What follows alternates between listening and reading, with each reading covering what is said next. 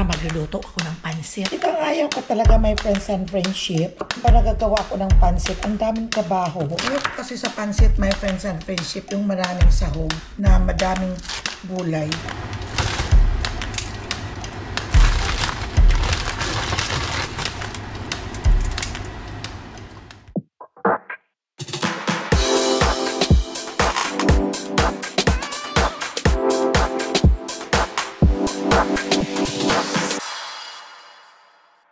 Hello, good morning, good evening sa inyong lahat, my friends and friendship. Welcome back to my channel. It's Mama Ella Boholano. And today's vlog ay kung ano-ano lang dito sa loob ng bahay. Kumusta kayo dyan, my friends and friendship? Sana ay lahat kayo ay okay, walang sakit. At mag-ingat lang kayo parati. Ay, natapos na kaming mag-breakfast at ako ay nagluluto ng aming lunch na. Nakapagluto na ako ng nilagang beef. Hindi pa nga ako, my friends and friendship, nakaligpit ng iba ko ditong mga kinainan ng mga bata. Hindi pa ako nakapagligpit. Ito, nakapagluto na ako ng beef, my friends and friendship. Ito na yung nilaga ko, beef, pichay, at saka papaya. At ngayon magluluto rin ako ng pansit lang ang vlog ko, magluluto ako. Ito ay galing sa garden ko to, my friends and friendship. Itong beans na Baguio beans. Doon ko to hinarvest. Ito palang tanim na ito na ganito na beans, pag makapamunga na pala, ay namamatay na sila. Ay, nakadalawang harvest pa lang ako, pero parang namamatay na ang mga dahon. Yan ang aking sasahog. Nag-sale kasi ito, my friends and friendship. Ito nga, naging $3 ang dalawa. Kaya, bumili ako noong isang araw. Maganda ang panahon, pero mahangin. Kaya doon din ako kanina sa labas sa aking garden at namitas ako ng lemongrass or tanglad para ilagay ko sa aking nilaga. At napakinabangan ko na din. At inaantay ko pa yung mga iba, yung mga iba kong tanim, yung kamatis ko ay namumunga na pero paunti-unti. Okay, my friends and friendship, ano ba ang atin, my friends and friendship? Kumusta kayo? At ano ba ang mga pinagagawa ninyo? At ingat lang kayo parati. Tara, magluluto ako ng pansit para may pagpilian naman ang mga tao mamayang hapon. May pang merienda o may pang dinner. Yun. Kaya hihiwain ko muna ito, my friends and friendship. Ito ang ayaw ko talaga, my friends and friendship. Para gagawa ko ng pansit, ang daming trabaho. Naghihiwa ng carrots, naghihiwa ng ganito beans. Ang daming trabaho na. At ang ayaw ko talaga yung ganitong naghihiwa. No choice naman ako, kaya kailangan ito na lang. Sige lang, para makapagluto, makakain.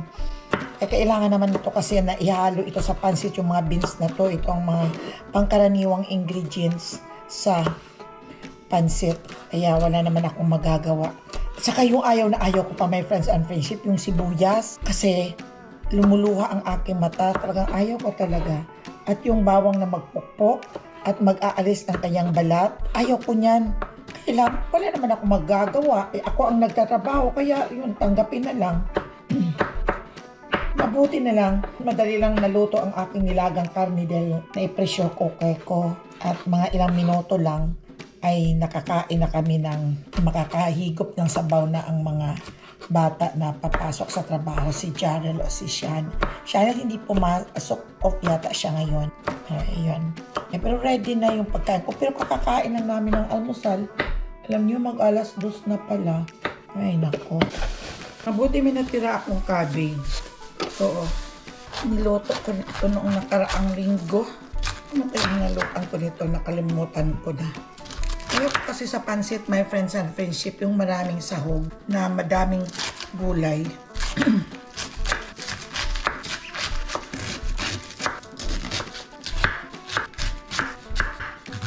Nahiwa ko na. Lalagay natin dito para i-ready ko na. Para pag magluto ay tuloy-tuloy ang pagluluto. Kaya bago ako magsisimulang magluto, i-ready ko muna ang mga ito. Dito siya ilalagay. Sibuyas na lang ang akin. Gagayatin. Magka-crack tayo ng garlic. Mayroon akong crack noon. Ewan ko kung nasaan na. Yung ginaganong ko lang. Ilagay doon. Ewan ko kung nasaan ko. Maliit lang kasi yun eh. Kaya ito na lang ang easy way. Iba, my friends and friendship. Ang babalatan na lang. Ito ang ayaw ko. Yung nagbabalat ako, yung kinakrak ko pagkatapos babalatan ko, talagang yung bang ayaw ko ng ganito, yung parang sa pagbabalat, inaantok na ako. Kaya ito na lang. Kaya wala tayong magawa, wala namang mautusan doon si Papa doon sa kwarto. Na problema siya. Sabi ko, bakit ka na problema? Hindi ako, sabi niya, nakapops ng 2 araw. Sabi ko, tumayo ka dyan para medyo may exercise naman at malaglag yung pops mo dyan sa puwet mo. Siyempre, pag nakaupo ka kako, yung bang parang napupush doon sa loob. Kaya sabi ko, ngayon tayo ka para yung parang babagsak siya. Nandun siya sa kwarto, bahala siya. Basta yun. Ang lalaki ng sibuyas, kaya hinati ko.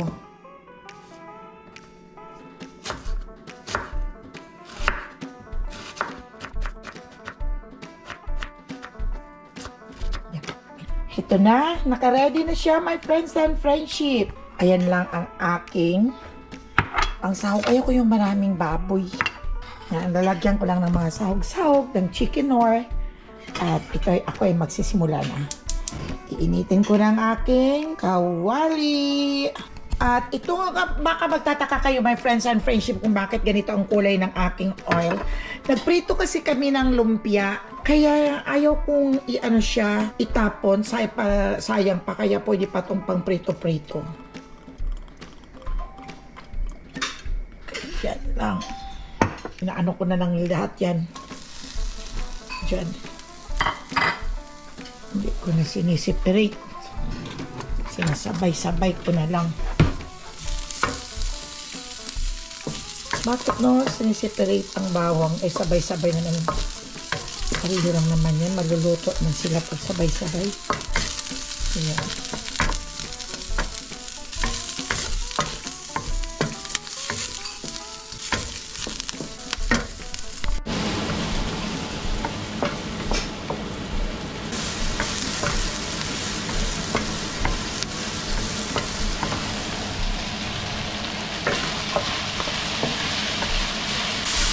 Sa pagluluto naman kasi, my friends and friendship, ay may mga diskarte naman tayo.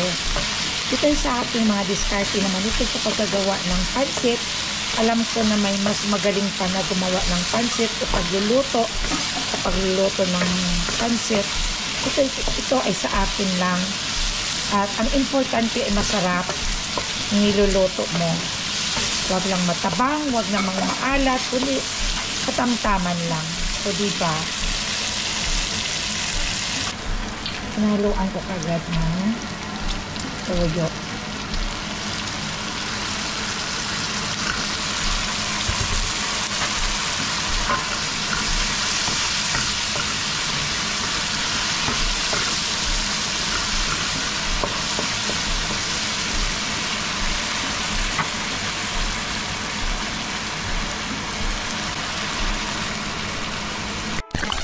Higpit ko muna itong aming sala, my friends and friendship.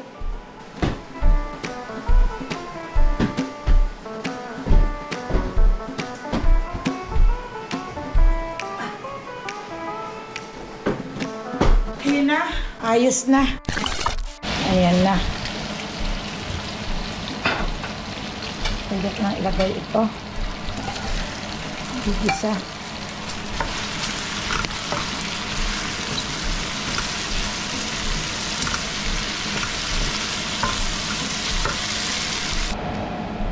Kumukulo na siya, my friends and friendship. Maya ilalagay ko na itong aking pansit.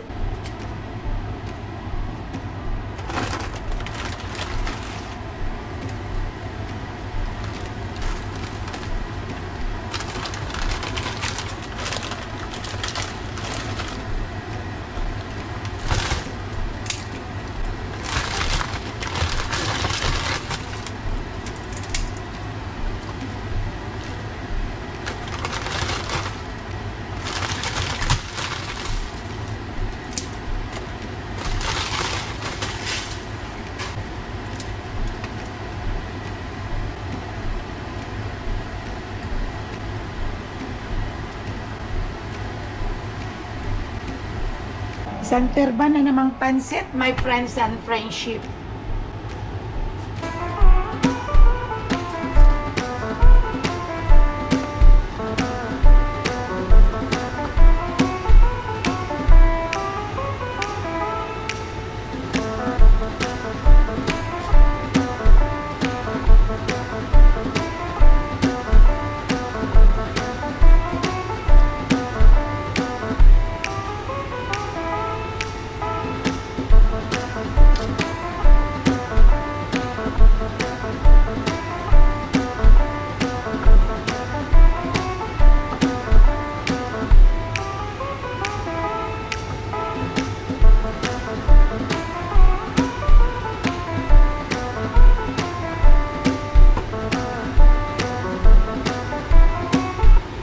siya.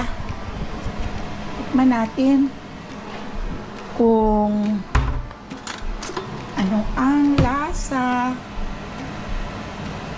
Baka matabang.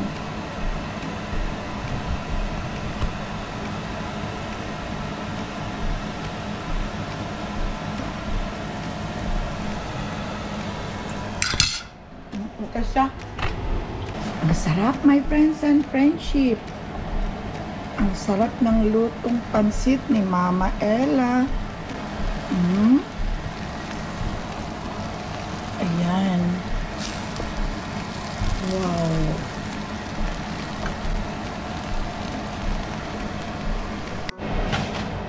Luto na, my friends and friendship. Wala pang kumakain dahil kami lang ditong apat. Si Papa sa room. Chanel is sa room din, natutulog. So si Mama Ella ang nandito. Si JR magbabakon yata. JR! Magbabakon daw siya ng pansit. Kaya ililipat ko na lang siya.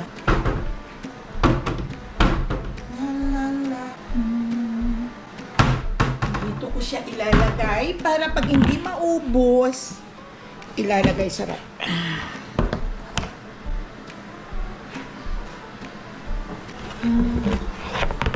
Malinis ito na nilagay ko doon sa cabinet.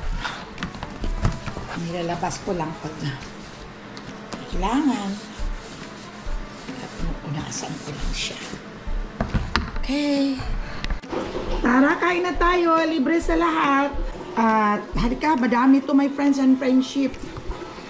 Kaya ilalagay ko lang sa ref ito pag hindi na uubos. Oh, sarap ng lasa. Masarap ito mamaya sa toasted bread. Magtutoast ako mamaya ng bread. At ito ang mimeriendahin ko. Nung oras na malapit ang mag 4 o'clock. Hindi pa naglabasan ang mga ano. Kasi ang mga tao, si Papa Dudes, si Chanel, si Zoe, kami lang natira dito. O si JR pala magbabaon ito. Kabaunan ko. Magbabaon daw si JR. Ay lalagyan ko lang siya ito. Inagamitan ko lang ng ang sipit. May libre naman silang pagkain sa Jollibee. Pinagsasawa na din siguro. Ayan.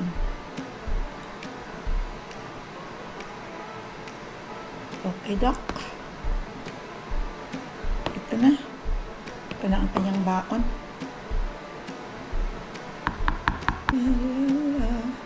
Ayan. Hindi ko natatakpan my friends and friendship. At baka mas mainit pa.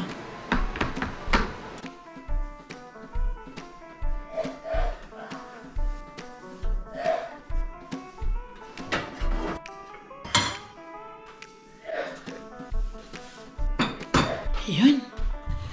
Linis ko muna yung kitchen. Wawalisan ko.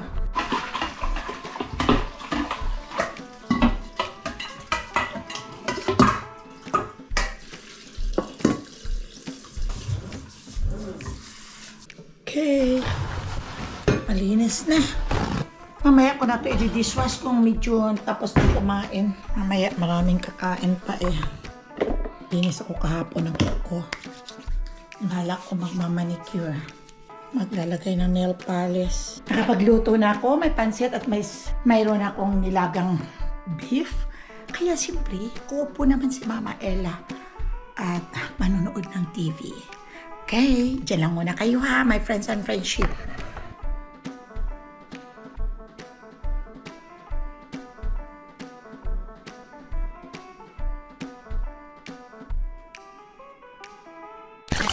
Tingnan ninyo my friends and friendship. Nakapag-manicure na din ako na nail polish ko na ang aking kamay. O diba, ayan na. Kasi para magmukha namang kamay ang aking kamay. Kaya kakain na si Papa Dudes. Ayan. At kakain na din ako. Sandali lang. At ilalagay ko lang ang mga ito dito. At naghalo-halo na. Ito pwede mong disa ang apple. Mag-isa na lang ako dito sa kusina. Naiwan na ako dito. Si Papa pumasok na sa kwarto. Tapos na kaming kumain. At tapos si Zoe wala. Malis sila ng mami niya nasa gym. Tapos ako na lang naiwan dito mag-isa. Manonood ng TV. Kaya ano pa ba ang aking gagawin my friends and friendship? Kung ganito na lang.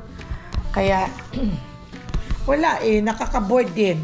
Sabi namin sa Father's Day, kailangan mag-date tayong dalawa. Sabi ko kay Papa Dudes. Date tayo dito. Kasi alis sila Zoe at saka sila yung mami niya at ang daddy niya. Si Sam at saka si Liam at saka yung anak kong si Judelia. Magkakamping sila sa Friday. Kaya kami lang naman dito ulit ang tao sa bahay. Kaya sabi ko, at may sasakyan naman tayo. Yung sasakyan ni Judelia ay may iwan sa amin. Kaya punta na lang kaya tayo, sabi ko doon sa kasinong dalawa. Yun, kaming dalawa lang naman. Wala namang ibang sasama sa amin at mga busy sa amin. Mga kaya-kayang lakad ang mga bata. Kaya ito. Si Cash hindi rin ito nakapunta. Friday pa yata dito pupunta. Paano ang init-init, my friends and friendship? It's 100 degrees ngayon. Ilang araw ng sobrang init. May heat wave. Kaya hindi kami makalabas-labas. Pero bukas, aalis kaming dalawa ng umaga pa naman at mainit din bukas. Mga 98 degrees bukas. At may appointment si Papa Dude sa pagpaturok ng ipogene shot niya. Kaya yun, mga 10 o'clock, kaya makabalik naman kaagad kami.